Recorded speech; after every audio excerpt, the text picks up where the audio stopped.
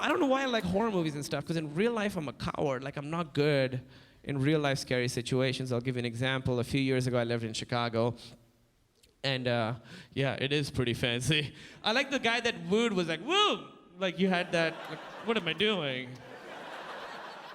Sir, you did it. There's no strings going up to the ceiling. We're like, whoa, come on!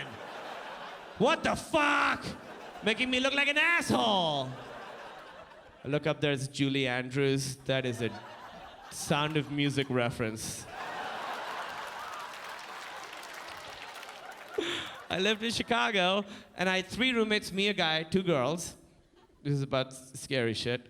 And we rented the whole house. So we have the basement, the regular floor, the ground floor, and then the attic. And the attic is empty, it's unfinished, nobody's up there, nobody ever goes up there. It's empty, you know? One of my roommates, Katie, does not have a job. Whenever we come home from work, Katie's like, whenever you guys leave the house, I can hear someone walking around our attic. Yeah. And we go, shut the fuck up, get a job. Lies don't pay the rent. For weeks she says this, we dismiss her. One day I'm at home, and Katie comes into my room, and she's like, hey, come here right now, come into my room. I go into Katie's room, and I hear someone walking around my attic, like deliberate human scary hobo footsteps. And I immediately start freaking out, like immediately at 100, you know? Just freaking out, and we start doing that yelling, whispering thing, you know, like, what are we gonna do? What are we gonna do? And then I'm like, if there is somebody up there, he's gonna know we're in the house, but we're whispering, he's gonna know we're onto him. He's gonna come down and kill us all. So we decide to have like parallel conversations, like a fake decoy conversation, just to throw him off, you know? Like, we're like, what are we gonna do? We should bake a cake. I am freaking out right now. I like chocolate. So if there is somebody there, all he hears is silence broken by chocolate cake! Just like panicked cries of chocolate cake! What could be more suspicious? He's gonna murder all of us. So I'm freaking out. I don't know what to do. I'm a beta male. We're all betas. This is a house of betas, you know? So we have one friend, he's an alpha male. His name's Joey. He lives in Alaska. He hunts bear, and then he makes jerky out of it. Alpha as fuck. So we call Joey, and Joey goes, go up there and check. Yeah, which hadn't even occurred to us. Our entire strategy was to talk about fake cake until the lease ran out. And then just move, you know? Never speak of this again. Somebody has to go up there and check, and we nominate me, because fuck everything at this point. So I have to go up and check, and I'm so scared. And it's the only way up the attic, so the roof is like 12 feet high. The only way up to the attic, there's a little like door. We need a step ladder to get up there. House of Betas, we don't have a step ladder. So I go into my room, and I push a chest of drawers from my room under there. Like I'm gonna climb over it and get up there. And then my roommates give me a flashlight. And I'm like, what am I going to do with this if there is somebody there? So then they also hand me a butcher knife. Because if somebody's there, I'm just going to murder them. It's gonna be like, chocolate cake! Stab, stab, stab, slit.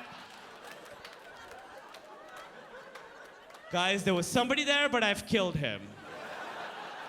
I'm gonna go take a shower and pack my bags.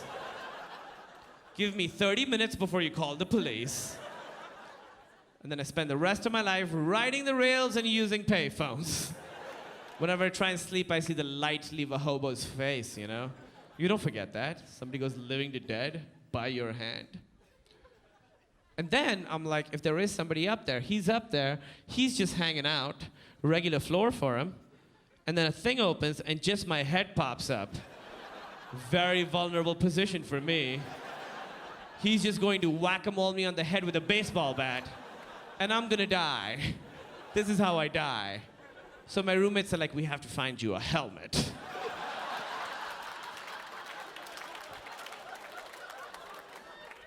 House of Vedas, we don't have a helmet. So I go into the kitchen and I get a cooking pot and I put that on my head.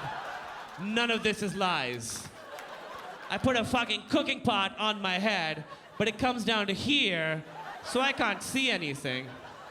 So then I get a colander instead and I put that on my head. Which if somebody baseball bats me on the head with a colander, I'm still going to die. My roommates just have to buy a new colander. Or feel really horrible anytime they make pasta, you know? Isn't this the colander that Kumail died in? It was a very strange sentence to say out loud. Isn't this the colander that Kumail died in?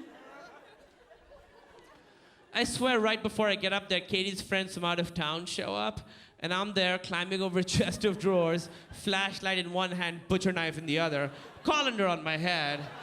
I look like somebody whose parents couldn't afford a Halloween costume. You're a spaghetti head. He also has a butcher knife. So I get up there, and I am so scared, you guys. It's like, I can't see anything. It's super dark. You know, the flashlight is weak. I'm looking at the world through holes big enough to let water through, but not spaghetti. Like...